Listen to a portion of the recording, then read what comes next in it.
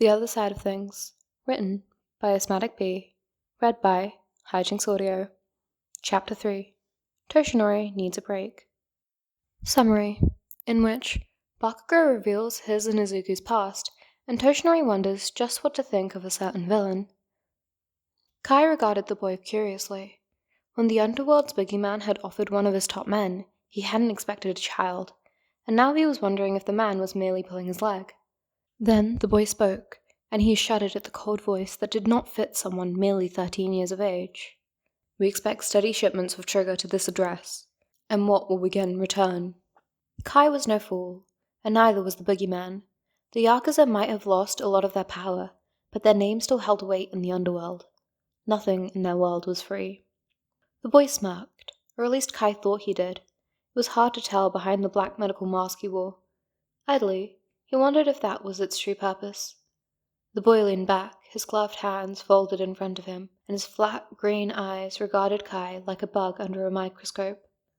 We know of your little pet project overhaul. We also know that you've hit a minor, roadblock, so to speak. I am here to help you overcome this little setback. His eyes narrowed. Now, where's that little girl I've heard so much about, Kai?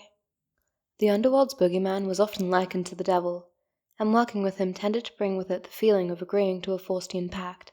Did this make the boy Mephistopheles? In that moment, Kai felt like he had sealed his fate when he agreed to this meeting. He wasn't wrong. After all, we all remember the fate of Dr. Faustus. In his years as a teacher, Shota has seen a lot, mostly things he'd like to forget, but also a lot of kids too big for their britches who think they're all that, much like Midoriya, but in a very different way. He'd assumed Bakugo was one of them, but evidently this particular pond went much deeper than he let on. He stares at his student, arms folded on the back of his chair. Bakugo is still unnervingly quiet, and deciding that he's waited long enough for him to start, he speaks up instead. So, what's the story? Bakugo flinches and moves his gaze to his clasped hands. He chews his lip in thought. Our mums are old childhood friends, so we grew up together. Shota gestures for him to continue. When I got my quirk, people started showering me with praise, telling me what a great hero I'd be. Nothing I did was ever my fault. So, you got your quirk and Midoriya didn't? Right. Bakugo breathes warily, running a hand through his hair. It took me so long to realize all the fucked up shit that happened.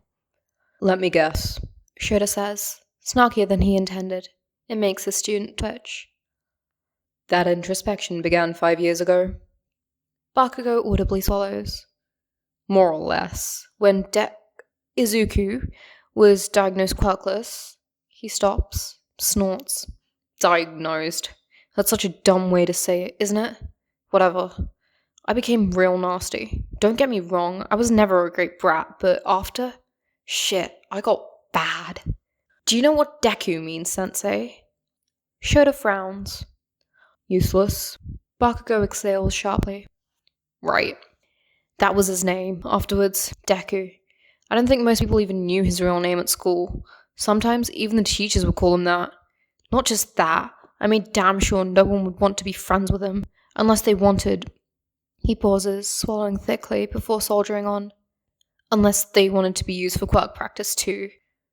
Shota stiffens, leaning forward and pinning him with his eyes. Are you telling me that you used your explosions on him? The chuckle Bakugo lets out lacks humor. Yep. And you want to know the best part? Our teachers blamed him. They encouraged me. Acted like it would be good training for heroics.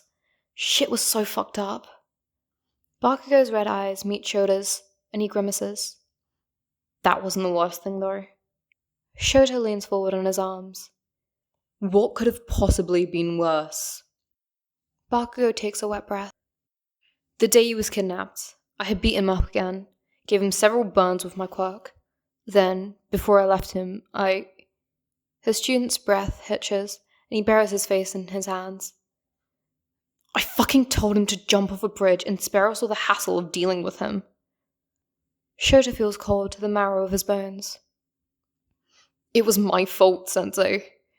Bakugo breathes hoarsely. If I hadn't treated him like garbage, stayed friends, walked home together, none of this would have happened. Toshinori wasn't exactly sure how he'd react once he saw the teenager, the villain, behind the USJ attack again. When Nezu had told him that he'd been one of All For One's personal tacticians and scientists at a mere 15, he'd coughed up more blood than ever before in shock. This boy was dangerous and needed to be locked into the depths of Tartarus, not let loose on innocent children. How could Nezu, the police, and the HPSC justify this? House him on campus and train 1A, the class he'd put in mortal danger at the USJ? All For One has had 5 years with him. There is no way to tell what he'd done to him. Nothing he said would change their minds, though, he was sure. However, Toshinori had hoped he'd have more time before coming face to face with Midoriya Izuku again. As it is, he finds the young villain at one of the tables in the teacher's lounge, surrounded by papers and typing away at his laptop. Toshinori had only wanted a cup of tea before getting to 1B's heroics class, for God's sake. Midoriya's eyes are glued to his laptop, a pencil stuck between his lips and head resting in his left palm. A pair of slightly too large reading glasses are sitting precariously on the tip of his nose. Green eyes like polished gemstones shoot towards him, staring at him from across the silver rim of his glasses. The gaze is like steel, so much like his nemesis's, it robs the air from Toshinori's lungs. They are made of ice, old beyond measure and barren of a soul. What had All For One done to this child? The moment is gone in an instant. Midoriya takes the pencil out of his mouth with the right hand covered in scars, a smirk curling his lips that somehow makes his face look like that of a predator. Oh, All Might, so what do I owe you this pleasure?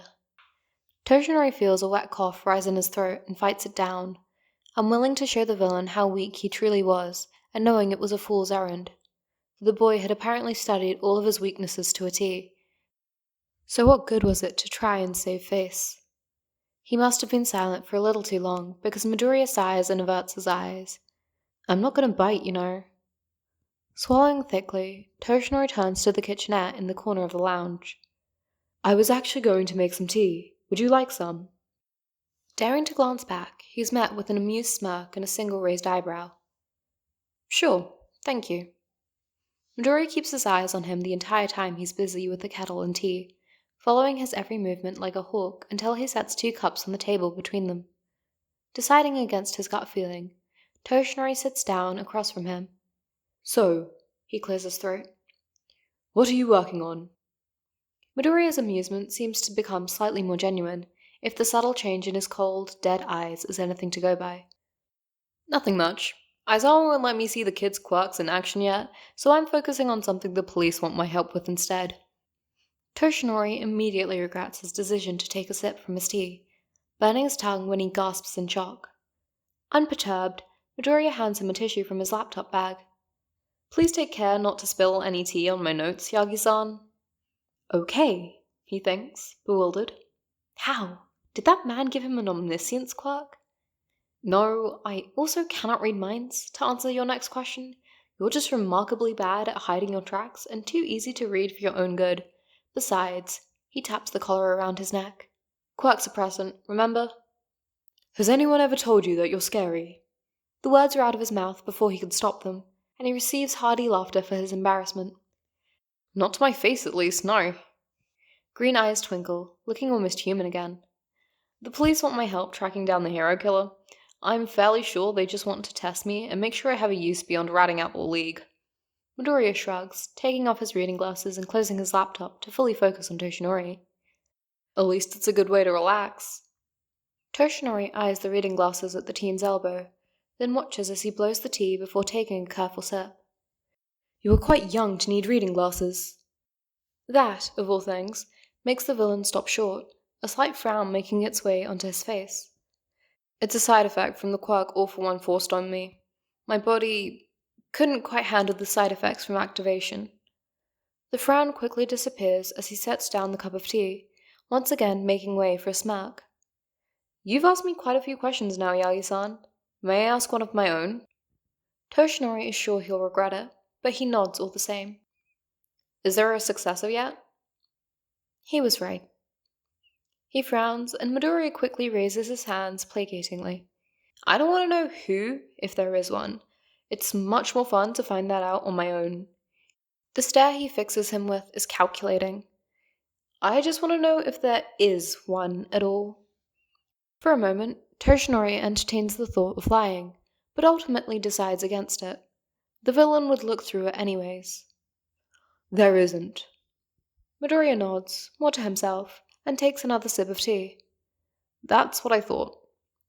When Tsukauchi interrogated you, Toshinori starts, and Midoriya hums, gazing at him across the rim of his mug. You implied you planned for me to defeat that Nomu thing. What's your justification for that to the League? A cunning smirk makes its way onto Midoriya's face, sending a shiver down Toshinori's spine. I'm so glad you asked. The young villain puts his glasses back on and begins rummaging through the piles upon piles of paperwork and folders scattered on the desk, finally handing him a stack of stapled papers. Here you go, he beams, tapping the stack with his left index finger. I highlighted the important bit, but feel free to read the whole thing.